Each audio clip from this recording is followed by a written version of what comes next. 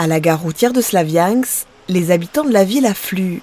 Nombreux fuient cette région de l'Est ukrainien, alors que les affrontements violents entre les troupes du gouvernement et les rebelles pro-russes continuent sans relâche. Les gens quittent la ville, ils abandonnent la ville. Ils ont peur parce qu'il y a des échanges de tirs. Pire, les pro-russes ont jeudi abattu un hélicoptère de l'armée ukrainienne.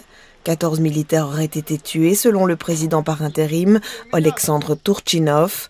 Il s'agit de l'une des journées les plus meurtrières pour l'armée depuis le lancement de ses opérations contre les insurgés dans l'Est. Effrayés, certains habitants, adultes comme enfants, ne peuvent plus supporter ce climat de tension. C'est le cas d'Aliona et de son fils Vlad. Nous sommes inquiets pour nos enfants, c'est terrible. L'hôpital pour enfants a été détruit, pareil pour les écoles. Dans nos maisons, toutes les fenêtres ont été brisées à cause des explosions. C'est impossible de vivre comme ça.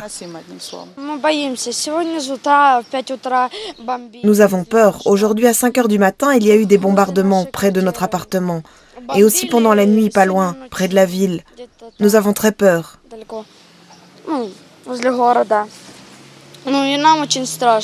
Il y a 10 jours, le 22 mai dernier, 17 militaires avaient déjà été tués dans les régions de Donetsk et de Lugansk. Même s'il garde le sourire, le danger est devenu aujourd'hui trop grand pour Yuri. Nous quittons la ville parce que c'est impossible de rester ici.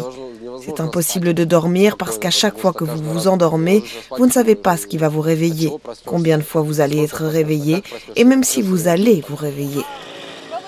Certains ne prendront pas le bus mais fuient par leurs propres moyens. Peu importe comment, un seul mot d'ordre désormais, partir.